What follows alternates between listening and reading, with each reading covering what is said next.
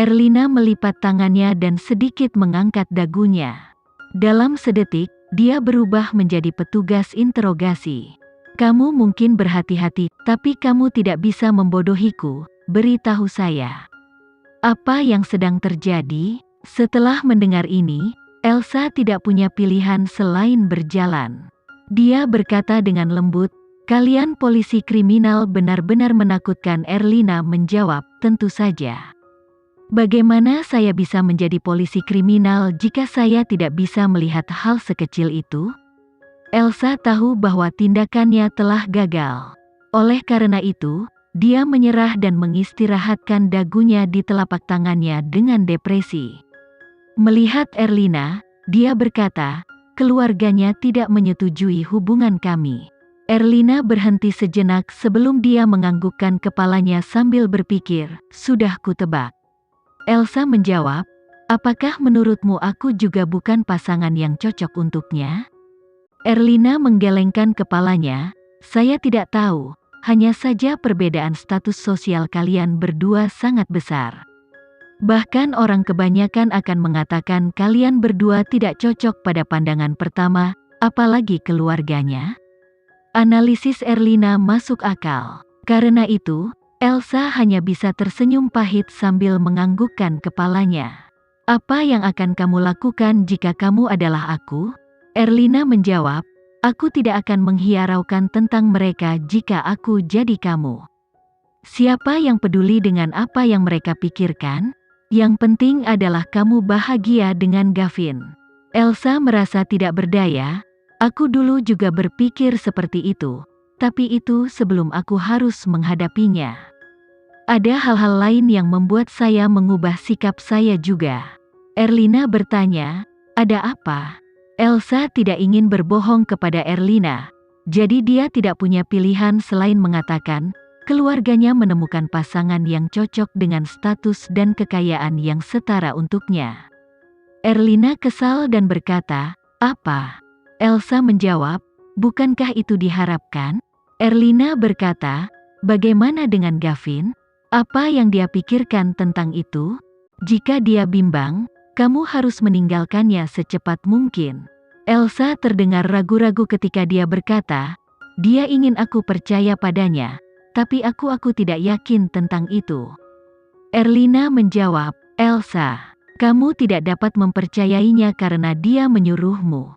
Kamu harus melihat dan merasakan ketulusannya sendiri. Kamu tidak bisa hanya jatuh untuk kata-katanya. Lagi pula, kamu belum lama mengenalnya."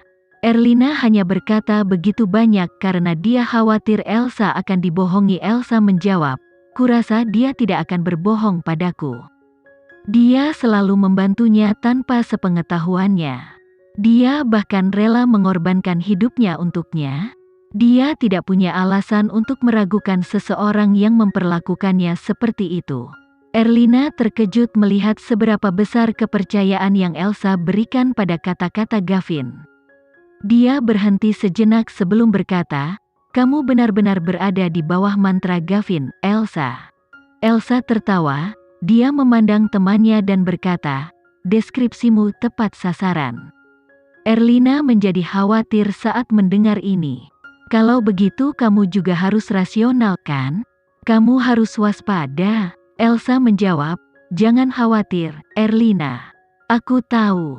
Erlina bertanya, "Apa yang kamu tahu?"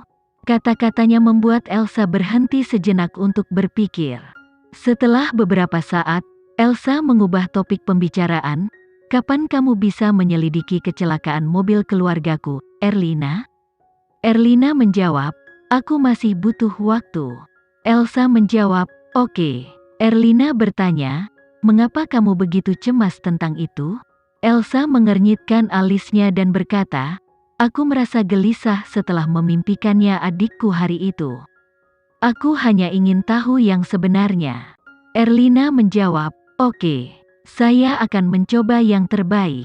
Setelah itu, Elsa menuju ke tempat Erlina. Dia telah berjanji untuk menginap di rumah Erlina, dan dia pasti tidak bisa menarik kembali kata-katanya. Elsa dan Erlina itu dibangunkan oleh suara alarm keesokan harinya. Erlina selalu menjadi orang yang efisien. Pada saat Elsa bangun, Erlina sudah membuatkan mereka sarapan. Elsa tersenyum pada Erlina saat melihat susu di atas meja. Fiana ingin melemparkan susu padaku kemarin pagi, tapi dia malah memercikkannya ke ayah tiriku. Baru saja meminum seteguk susu, Erlina meludahkannya saat mendengar Elsa. Untungnya, Elsa tidak duduk di depan Erlina, atau wajahnya pasti sudah terkena semburan susu sekarang. Tuhanku, apakah kamu harus begitu dramatis? Setelah mengatakan itu, Elsa menyerahkan tisu kepada temannya dengan jijik. Erlina menatap Elsa tanpa berkata-kata, "Kamu tidak bisa menyalahkanku untuk itu. Kaulah yang selalu memberitahuku cerita menarik di atas meja makan." Mata Elsa berbinar saat mendengar itu. Ini mengasyikkan, bukan? Aku ingin tertawa kemarin, tapi aku tidak bisa. Kamu tidak tahu betapa sulitnya bagiku untuk menahannya. Erlina bertanya dengan semangat, "Apa reaksi ayahmu? Apa dia marah?" Elsa tersenyum sambil menganggukkan kepalanya, "Tentu saja. Kamu tidak tahu betapa menyedihkannya dia. Jika saya tidak takut membuatnya lebih kesal, saya akan mengambil foto untuk mengambil momen itu." Erlina berkata, "Fiana itu pasti sangat kacau kali ini." Elsa menghela nafas dan menjawab, "Seberapa buruk itu untuknya? Dia hanya harus membersihkan rumah untuk 1 hari." Erlina tertawa dan berkata, "Rumahmu sangat besar. Ini pasti siksaan bagi orang yang sensitif seperti dia untuk membersihkan tempat sendirian. Bisakah dia melakukannya?" Elsa berkata dengan dalam, "Mereka yang banyak berolahraga cenderung memiliki fisik yang lebih kuat. Jika Fiana dan Daniel bisa begadang semalaman untuk berhubungan badan, mengapa membersihkan rumah menjadi masalah?" Erlina menggoda, "Ya ampun, Elsa. Kamu berpikir kotor." Elsa menuju ke perusahaan setelah itu. Dia baru saja duduk ketika Direktur Siren datang untuk berkelahi dengannya. Direktur Siren bertanya, "Ada apa denganmu, Elsa? Aku hanya memberimu cuti di Double Seven Festival. Di mana kamu kemarin?" Elsa menjawab, "Bukankah aku mengirimimu pesan kemarin? Sudah kubilang ayahku memindahkanku ke departemen lain selama sehari." Direktur Siren menjawab, "Hanya karena kamu mengirimkannya bukan berarti aku menerimanya. Selain itu, ketua juga tidak memberitahu saya tentang kamu. Apa yang bisa dilakukan orang sepertimu di departemen lain?"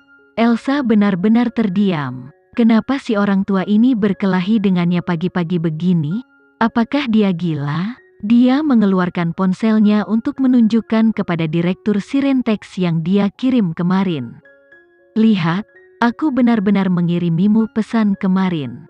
Direktur Siren menyilangkan lengannya dan berkata, "Aku sudah mengatakan ini. Hanya karena kamu mengirimnya, bukan berarti saya menerimanya. Tidak ada apa-apa di ponselku. Saya akan mengambilnya karena kamu bolos kerja kemarin." Elsa hanya ingin membenturkan kepala nenek tua ke dinding. Alangkah baiknya jika kepala wanita itu tetap tersangkut di lubang. Tunggu saja, dia pasti akan membalasnya untuk ini. Karena besok adalah festival ke-7 ganda, pria dan wanita di kantor mulai bersemangat. Semuanya berjalan seperti biasa di pagi hari. Namun, rekan-rekannya mulai membicarakan kehidupan cinta mereka di sore hari. Para wanita berbicara tentang hadiah apa yang disiapkan pacar mereka untuk mereka. Para pria berbicara tentang apa yang telah mereka berikan kepada pacar mereka. Tak perlu dikatakan, semua orang sangat bersemangat tentang hal itu. "Pacar saya memberitahu saya bahwa dia telah memesan 999 mawar dan mendapatkan kalung berlian untuk saya. Saya sangat tersentuh. Wow, apa dia berencana melamarmu? Aku tidak tahu. Itu tidak seberapa dibandingkan dengan apa yang saya dengar hari ini." Seorang wanita cantik yang bekerja di departemen mode sebagai desainer. Rupanya, pacarnya baru saja mengiriminya mobil sport, dan sekarang diparkir di lantai bawah. "Benar, ya, Hampir semua orang di perusahaan tahu bahwa harga mobil itu setidaknya 3-5 miliar. Mengapa semua pria kaya diambil oleh wanita dari departemen mode? Departemen desain perhiasan kami jelas lebih berkelas. Mengapa tidak ada orang dari departemen kami yang menerima mobil sport? Bagaimana mungkin tidak ada? Bukankah pacar misterius Elsa adalah seseorang dengan dukungan yang kuat? Dialah yang membeli pasukan cyber yang kuat itu. Karena dia, berita tentang Viana dan Daniel masih menjadi berita utama. Mereka masih dikritik dan dikutuk sampai hari ini. Elsa bicara dalam hatinya, mengapa dia diseret ke dalam percakapan mereka? Dia berkedip dan mengambilnya. Dia tercengang ketika melihat kata-kata yang tertulis di atas. Itu bukan tulisan Gavin. Sekian dulu ya video kali ini, kita lanjutkan lagi videonya di lain waktu. Oh iya, bagaimana menurut kalian? Semoga bisa sedikit menghibur kalian semua. Untuk teman-teman yang baru nonton, jangan lupa subscribe ya, hehehe. Dan kalau teman-teman ada yang ingin gabung langganan, bisa langsung gabung saja untuk dapat fitur yang menarik dan sedikit membantu Mimin. Terima kasih banyak sudah menonton, sampai jumpa lagi, bye.